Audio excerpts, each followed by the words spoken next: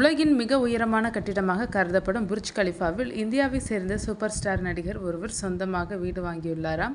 Dubai என்றாலே நம் நினைவுக்கு வருவது புர்ஜ் கலிஃபா. உலகின் மிக உயரமான கட்டிடமான இதில் சினிமா ட்ரெய்லர்கள் மற்றும் நட்சத்திரங்களின் பிறந்தநாள் வாழ்த்துக்கள் காட்டப்படும். இந்த புர்ஜ் கலிஃபாவில் ஒரு இந்திய நடிகருக்கு ஃப்ளாட் உள்ளது. இந்தியாவில் பல சூப்பர் ஸ்டார் நடிகர்கள் இருந்தாலும் புர்ஜ் கலிஃபாவில் ஃப்ளாட் வைத்திருக்கும் ஒரே நடிகர் மலையாள சூப்பர் ஸ்டார் மோகன்லால் மட்டும்தான். புர்ஜ் கலிஃபாவில் ஃப்ளாட் வாங்கிய ஒரே இந்திய நடிகர் என்ற சாதனையை படைத்துள்ளார்.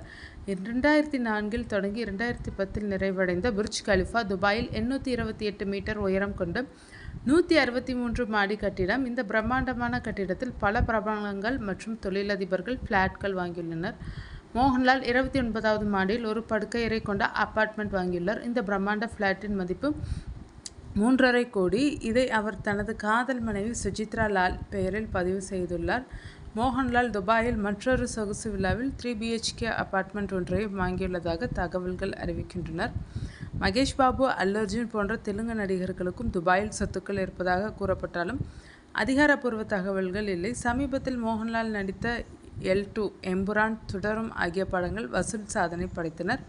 புர்ஜ் கலிஃபாவில் ஃப்ளாட் வாங்கிய ஒரே இந்தியர் என்ற பெருமை மட்டுமல்ல, துபாயில் கோல்டன் விசா பெற்ற நடிகர் என்ற பெருமையும் மோகன்லால் பெற்றுள்ளார். இவர் நடிப்பில் தற்போது ஜெயிலர் 2 திரைப்படம் தயாராகி வருகிறது. இதில் ரஜினியுடன் நடிக்கிறார் மோகன்லால். இது தவிர குட் நைட் படத்தின் இயக்குனர் விநாயக் இயக்கத்தில் உருவாக உள்ள அடுத்த படத்திலும் மோகன்லால் நடிக்க உள்ளதாக கூறப்படுகிறது.